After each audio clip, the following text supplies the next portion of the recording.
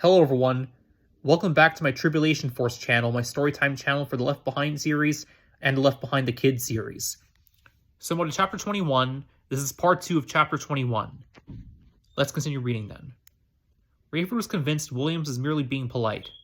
Talking to this Barnes was a great idea, Buck thought. Maybe he'd find the time the next day in Chicago. That way, he could pursue this for himself and not confuse the professional angle with his own interest. The four summoned Mosi to the lobby. I'm going to say my goodnights, Hottie said. I've got the earlier flight tomorrow. She thanked Rafer for dinner, whispered something to Chloe, which seemed to get no response, and thanked Buck for his hospitality that morning. I may just call Mr. Carpathia one of these days, she said. Buck resisted the urge to tell her what he knew about Carpathia's immediate future. He doubted the man would have time for her. Chloe looked as if she wanted to follow Hottie to the elevators and yet wanted to say something to Buck as well. He was shocked when she said, "Give us a minute, Daddy. I'll be right up."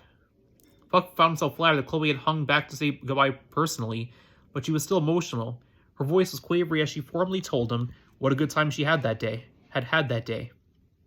He tried to prolong the conversation. "Your dad's a pretty impressive guy," he said. "I know," she said, "especially lately.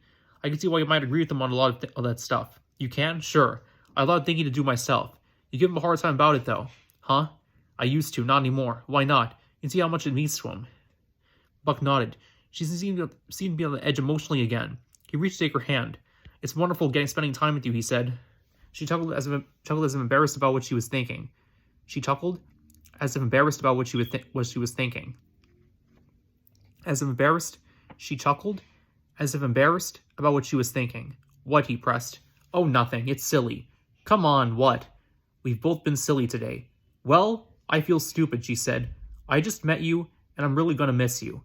If you get through Chicago, you have to call." "It's a promise," Buck said. "I can't say when, but let's just say sooner than you think."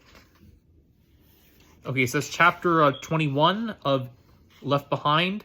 Take care, everybody. Let a view from my Storytime channel.